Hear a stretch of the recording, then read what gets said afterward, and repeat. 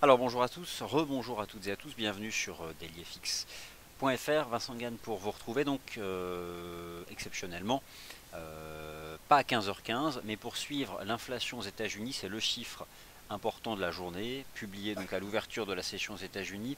Il est 8h20 sur la côte est des États-Unis. Je vous laisse prendre connaissance de l'avertissement sur les risques liés au trading des CFD et des devises. Je vais vous donner quelques nouveautés alors qui concernent cette fois-ci les produits FXM.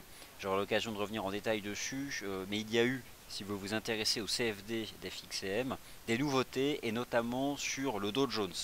Alors, étant donné que vous assistez maintenant à l'émission Wall Street Insider, et alors qu'on observe une légère consolidation du dollar américain avant la publication de l'inflation, alors pourquoi est-ce que je dis légère consolidation du dollar américain?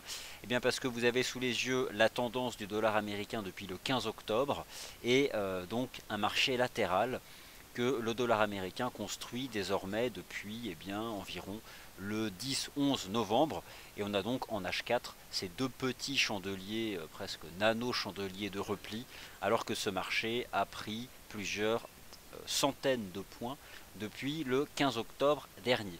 Je vais donc revenir sur ces éléments-là, mais avant tout, laissez-moi vous montrer quelque chose.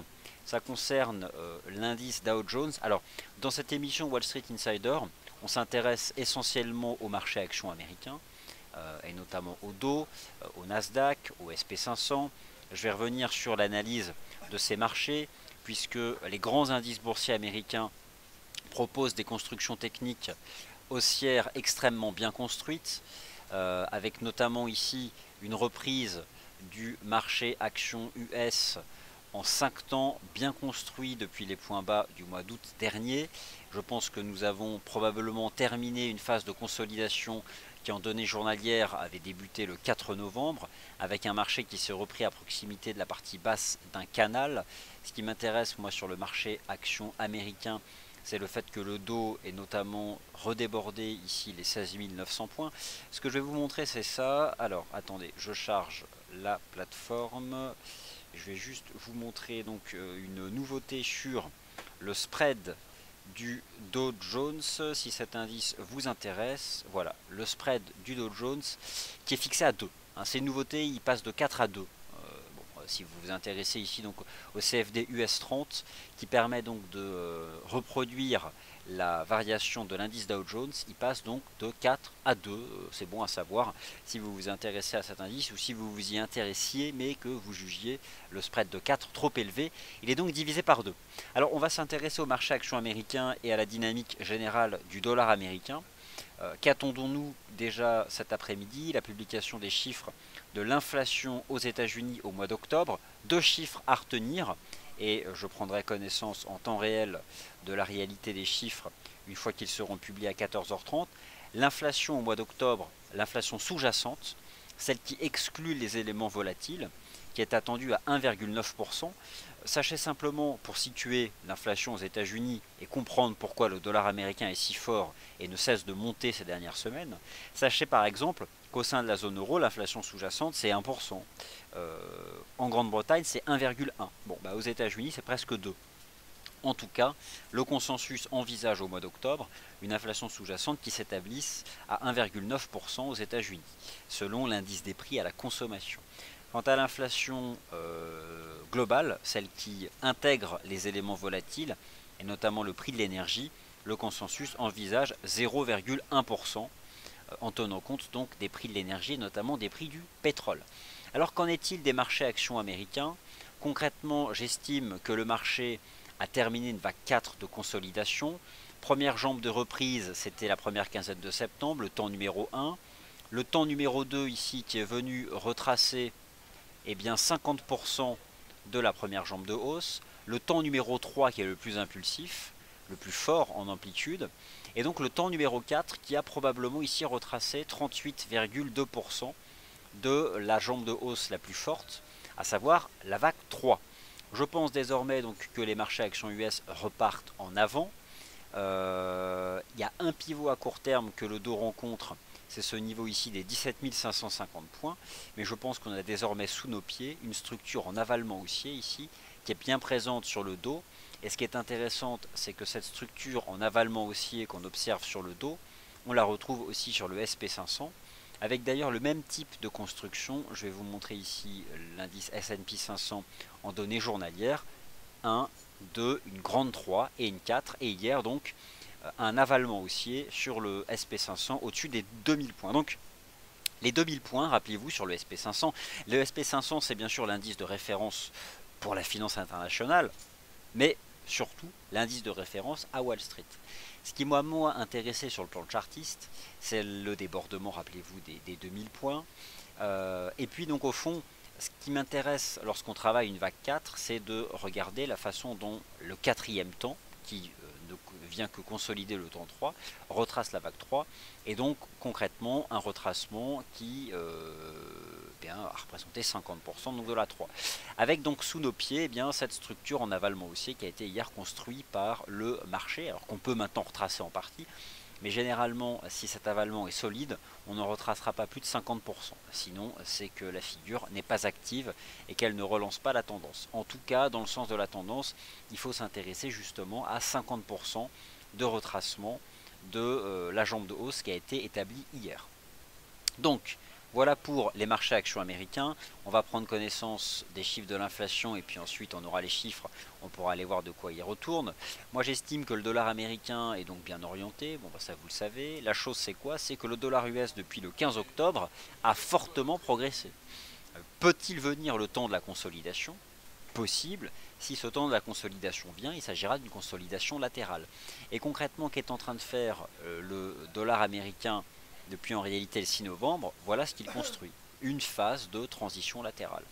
Cette phase de transition latérale qui vient dans le bon sens du terme, consolider, donc consolider c'est-à-dire renforcer, donner une base solide à cette impulsion positive qui a eu lieu ici entre le 15 octobre et le 9 novembre. Qu'est-ce qu'il y a derrière la hausse du dollar américain depuis le 15 octobre? Il y a bien sûr les solides données macroéconomiques sur le marché du travail aux États-Unis, les chiffres solides de l'inflation aux États-Unis, 1,9%, alors ce sera confirmé ou pas dans une minute, au mois d'octobre, et surtout cette probabilité très forte, désormais supérieure à 70%, de voir la Réserve fédérale relever ses taux d'intérêt au mois de décembre prochain. Je vous montrais hier l'évolution des taux obligataires aux États-Unis. Regardez un peu la très ferme dynamique haussière des taux d'intérêt aux États-Unis. Vous êtes ici sur le site TradingView qui est sponsorisé par FXCM, comme vous le constatez ici. Depuis le début du mois d'octobre, le rendement obligataire américain à 10 ans est passé de 1,89% à presque 2,40%. C'est énorme lorsqu'on sait que le rendement obligataire allemand, lui, a baissé de 1% à 0,50 ces dernières semaines. Voilà en tout cas donc moi ce qui m'intéresse. Et l'inflation ressort à 1,9 sous-jacente et 0,2, donc inflation supérieure aux attentes en tenant compte des éléments volatiles. L'inflation est 2 fois supérieure aux attentes. Alors façon de parler, 2 fois supérieure aux attentes. On l'attendait à 0,1, elle ressort à 0,2 en tenant compte des prix donc de l'énergie. Et 1,9% pour l'inflation standard.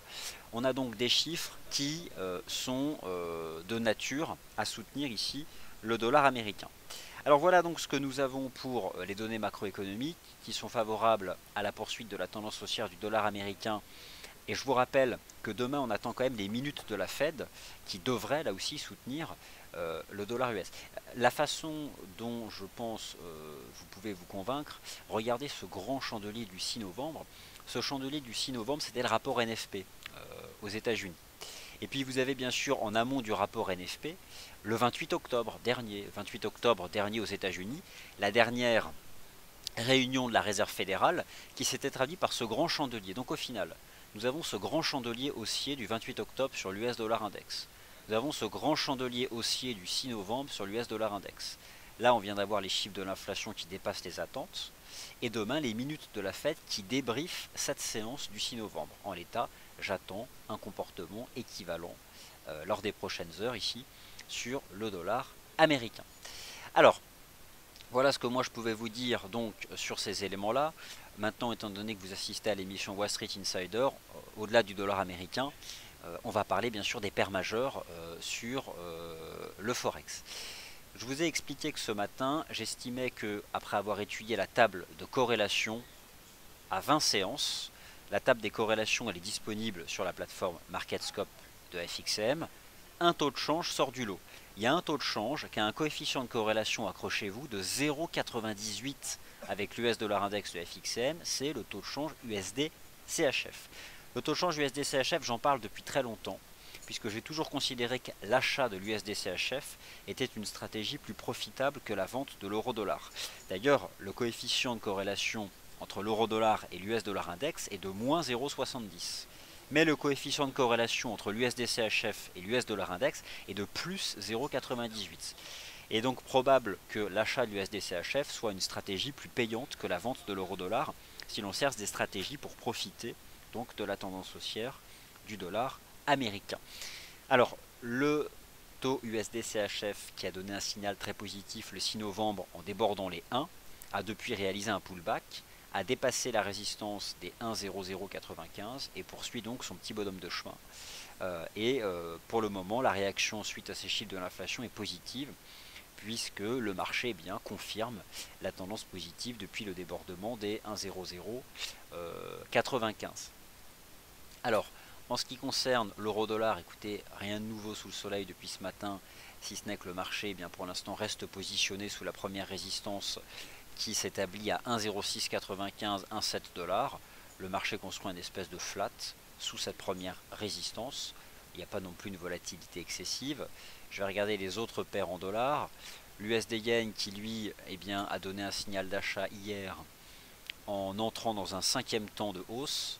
Vague 1, vague 2, vague 3, vague 4, un drapeau dans un canal haussier. On en est sorti hier par le haut. J'estime toujours probable que le taux de change USD Yen remonte en direction des 123,80.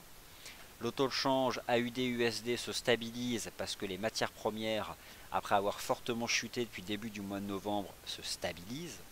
Mais j'estime toujours que le taux de change AUD-USD s'expose à un risque de baisse, avec notamment une première résistance, et la seule qui me semble efficace pour une stratégie de vente, à 0,7150 sur le taux de change AUD-USD. Le NZD-USD qui avait donné un signal de vente hier pour viser donc un retour à 0,6456. J'ai le sentiment que le NZD-USD vient simplement d'effectuer un pullback sous sa première résistance à 0,65 $. C'est comme pour la UD-USD. La seule résistance à vendre sur la UD-USD, c'est 0,7150. Et bien sûr, le NZD-USD, la seule résistance à vendre, c'est 0,65 $. Donc, le marché a peut-être là effectué un simple pullback, ce qui mettra vraiment dans une situation de développement additionnel la tendance baissière du NZD-USD, ce serait de briser les 0,6450 qui sont là à un niveau très important puisqu'il s'agissait de la ligne de coup anciennement d'un double bottom, alors qui avait produit un effet haussier que nous connaissons, qui depuis s'est largement dégonflé puisqu'il a fini de produire ses effets lorsque le marché a cassé les 0,6650. Je pense donc que le NZD-USD s'expose toujours à un risque de baisse en cas de cassure des 0,6456, première résistance à 0,65 $. Le câble profite depuis ce matin des chiffres de l'inflation britannique, mais je pense toujours que les 1,5240 sont une bonne résistance pour vendre le GBP USD. Alors maintenant, qu'en est-il des métaux précieux? Eh bien, l'once d'or vient d'effectuer un pullback dans cette zone de résistance dont nous parlions ce matin, comprise entre 1081 et 1085. On a fait une incursion jusqu'à même 1083. L'once d'or qui rejette donc sous sa première zone de résistance à la faveur d'une inflation aux États-Unis qui dépasse donc les attentes au mois d'octobre. Alors, l'once d'or reste baissier, l'euro-dollar aussi, l'USD-CHF haussier. D'ailleurs, la table de corrélation indiquait ça, que c'était l'USD-CHF à l'achat comme étant la meilleure stratégie. Maintenant, qu'en est-il du taux de change USD-CAD? Lui temporise l'USD-CAD parce que les matières premières se stabilisent. L'USD-CAD, je vous invite à surveiller un canal aussi en données 4 heures. Moi j'ai le sentiment qu'on va temporiser, et une fois qu'on viendra prendre appui après une dérive latérale sur le canal, je pense que la tendance haussière viendra à nouveau se développer. Plus que jamais, le front est sous pression. Je vous invite à observer la tentative de cassure de résistance sur le GBP-CHF qui est actuellement en cours. Enfin, les marchés actions américains sont toujours haussiers. Et d'un point de vue de l'analyse technique, les marchés actions US profitent aussi bien sûr de cette action très forte qui est attendue le jeudi 3 décembre prochain de la part de la Banque Centrale Européenne. Il y a quelque chose qui est acquis. Les taux de dépôt deviendront encore plus négatifs. Certains parlent d'un taux de refinancement négatif. Ça serait une première de toute l'histoire de la Banque Centrale Européenne, d'avoir un taux de refinancement négatif. En tous les cas, Wall Street profite aussi de cette perspective de la BCE. On a des avalements haussiers sur l'US 30. Je vous rappelle que le spread FXM a été divisé par 2 sur l'US 30. Il a été ramené de 4 à 2. Et donc je pense que l'US 30 peut se reprendre en direction des 18 000 points. Et ce qui m'intéresse sur le SP500, c'est l'avalement haussier sur les 2000 points qui a été établi hier. Voilà donc pour résumer, l'inflation US qui est 2 fois supérieure aux attentes et qui soutient donc le dollar américain, exerçant une pression baissière sur le store et une pression haussière sur l'USD CHF. Un œil à vos questions désormais.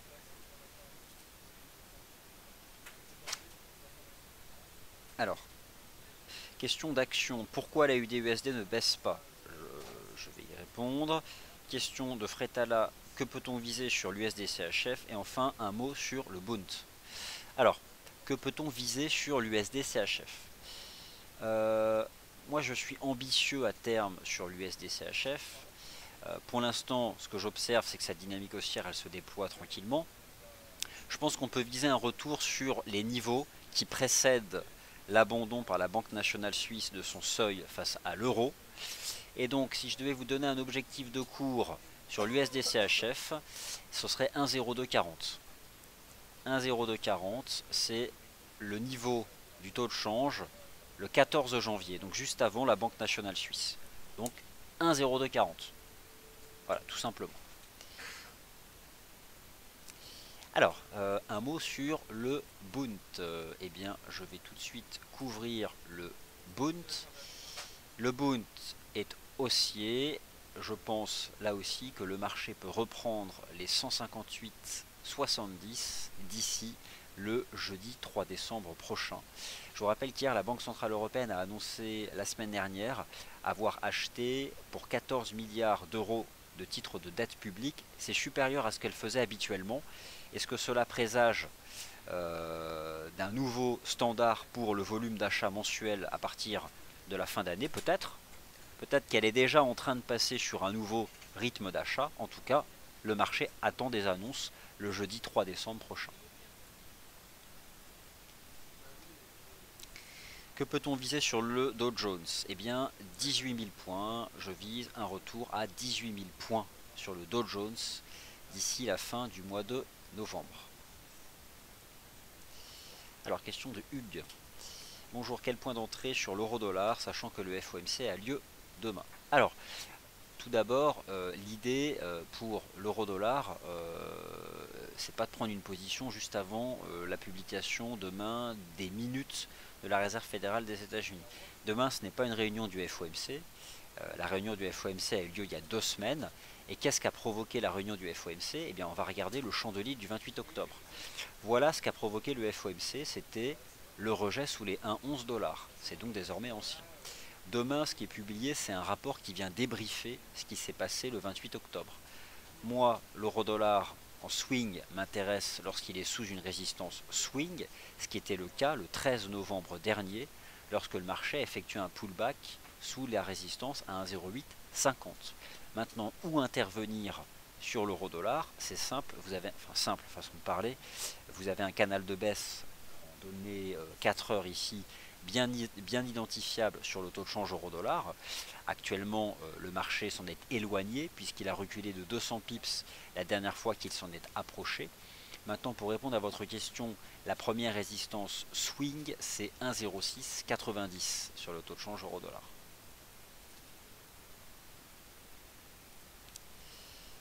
Alors, que pensez-vous à long terme de l'AUD-USD? Eh bien, techniquement, c'est simple, hein.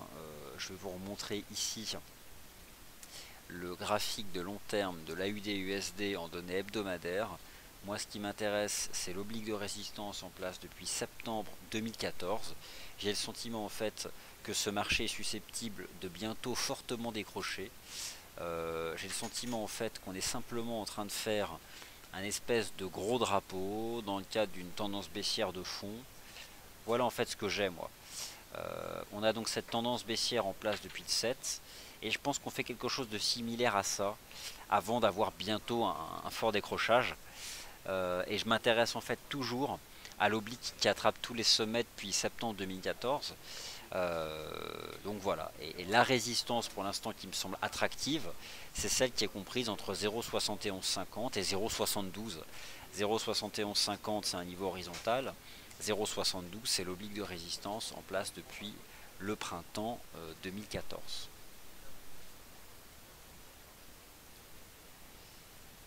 Voilà, c'est ce que je pouvais vous dire. Et donc les marchés actions européens continuent d'avancer. Le DAX a donné un signal d'achat hier en rebondissant sur 10 500 points, a construit une figure de creux en épaule tête épaule inversée en intraday, a dépassé la ligne de coup hier, a accéléré, a rejoint un premier objectif à 10 920 points et malgré la présence d'une résistance intraday, le marché ce matin ne se contente que de faire des nano-chandeliers horaires sous la forme d'une dérive latérale. On a quand même l'impression qu'on veut monter à 11 000 points à très court terme. Et c'est possible, c'est tout à fait possible. On n'est plus sur support malheureusement, hein, si vous avez manqué le train, c'est clairement trop tard. Voilà. Bah, c'est un fait, hein. On n'est pas sur support à chaque émission qui a lieu ici, hein, forcément.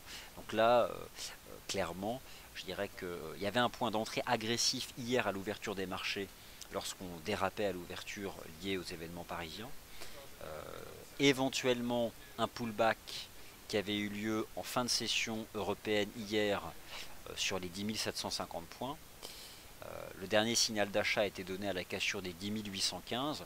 Maintenant c'est vrai qu'on fait un flat et je pense que ce flat peut augurer d'une avancée, d'une reprise de l'avancée du DAX en direction des 11 000 points.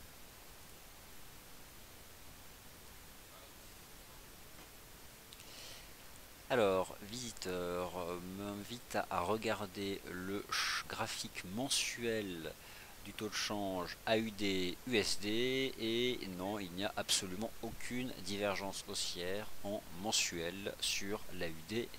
Il y a simplement un RSI survendu depuis 0,80 $ et on se situe 900 pips plus bas. Donc, encore une fois, la survente, même sur les indicateurs de long terme, n'est pas un argument d'achat. Même une divergence haussière, c'est pas un argument d'achat. Par contre, lorsqu'elle est valide, là, ok. Par contre, une divergence haussière, c'est un argument qui invite à ne plus shorter. Ça, c'est certain.